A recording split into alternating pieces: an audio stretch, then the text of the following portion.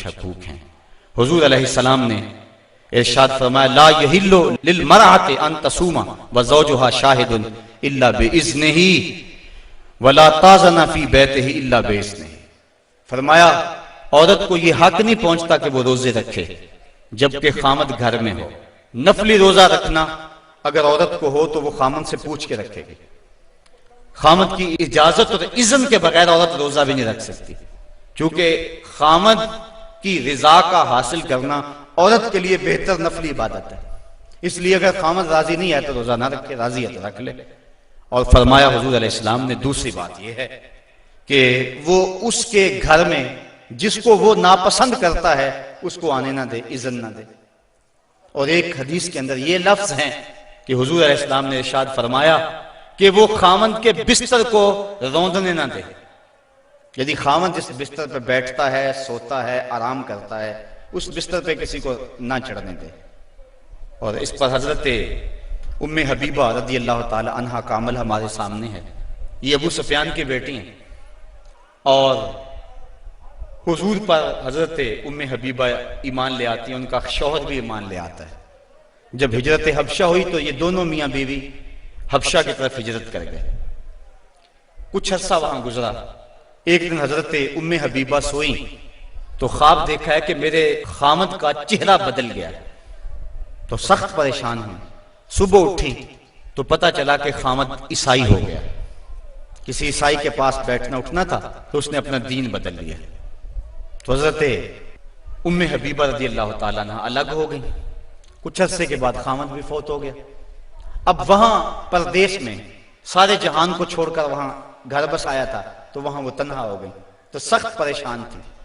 आका करीम अलैहिस्सलाम ने हबशा के हुक्मरान नजाशी के जरिए हजरत उम्मे हबीबा रज़ी अल्लाह ताला अन्हा को पैगाम निकाह भेजा। नजाशी ने एक लौंडी भेजी के जाके उम्मे हबीबा को कहो कि अल्लाह के नबी तुमसे निकाह करना चाहते हैं। अब हजरत उम्मे हबीबा की ज़बानी अगली कहानी सुनिए। कहती है, मैं घर में बैठी हुई थी कि बाहर दरवाजे पे दस्तक हुई। मैंने दरवाजा खोला तो एक खातून खड़ी थी। मैंने उसको बिठाया तो वो कहने लगी, मैं नजाशी की समत से आई हूं, अल्लाह के महबूब सल्लल्लाहु अलैहि वसल्लम ने तुझे निकाह का पैगाम भेजा है। कहती हैं, एक लम्हे के लिए तो मैं हैरान हुई और फिर मेरी खुशी की इंतहा न रही और घर के अंदर जो कुछ मौजूद था उस वक्त मेरे पास, मैंने सब कुछ बतौर इनाम उस लौंडी को दे दिया। मैंने कहा मेरे मुकद्दर के हुजूर के निकाह में आऊं। फिर अल्लाह के महबूब अलैहिस्सलाम ने उनसे निकाह कर लिया। वो मदीना तशरीफ ले आए। अबू सुफियान उनको मिलने के लिए मदीना पहुंचे। हुजूर अलैहिस्सलाम की चारपाई बिछी हुई थी, तो ये जाके बैठने लगे तो उन्होंने बिस्तर लपेट लिया। तो अबू सुफियान कहने लगा, रमला तुम्हें क्या हो गया? ये बिस्तर मेरे काबिल नहीं समझती हो या मुझे बिस्तर के काबिल नहीं समझती हो? तो हजरत उम्मे हबीबा कहने लगी कि ये बिस्तर अल्लाह के रसूल का है और मैं नहीं पसंद करती कि इसके ऊपर कोई मुशरक बैठे। तो कहने लगा अबू सुफियान कि तुम बड़ा बदल गई हो। फिर अल्लाह ताला ने उनको भी इस्लाम की बहारें अता फरमा दी। तो ये हक है खामद का बीवी के ऊपर के खामद के बिस्तर के ऊपर किसी को ना बैठने दे। अल्लाह के महबूब अलैहिस्सलाम ने फरमाया, अय्युमा इमरातिन मातत व ज़ौजुहा अन्हा रादिन दखलतिल जन्नह। वो औरत जो इस हाल में मरी कि उसका खामद उस पे राजी था, फरमाया वो औरत सीधी जन्नत में जाएगी। और एक रिवायत में ऐसा है कि 4 शख्स ऐसे हैं कि जिनको जन्नत में जाने में कोई रुकावट नहीं होगी। उनमें से एक वो शख्स जिसने अपने वालिदैन की खिदमत की और वालिदैन उस पर राजी हुए।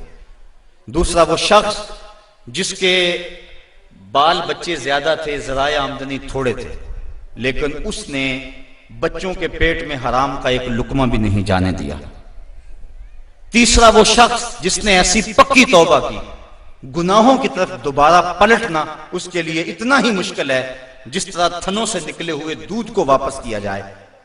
और चौथी वो खातून के जिसने अपनी सारी मोहब्बतें अपने खामद पे नछावर कर दी। और इस हाल में फौत हुई कि उसका खामद उस पर राजी था।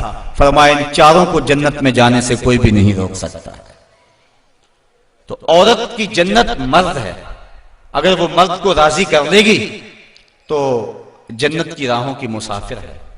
और अगर वो अपने शौहर को राजी नहीं कर पाती तो अल्लाह के महबूब अलैहिस्सलाम ने फरमाया मैंने कसरत के साथ औरतों को दोज़ख में देखा है। अर्ज़ की हुजूर किस वजह से? फरमाया एक तो कसरत से लानत करने वाली होती है और दूसरा खामद की नाशुक्री करने वाली होती है। ये दो बद खसलतें औरत में ऐसी हैं जो औरत को जहन्नम का ईंधन बना देती हैं।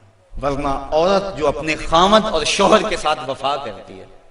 किसी बुजुर्ग ने कहा कि औरत ने दो बोल बोले कि मैं तेरी हूं, फिर जमाना बदल गया वो ना बदली, उसने वफा की हद कर दी।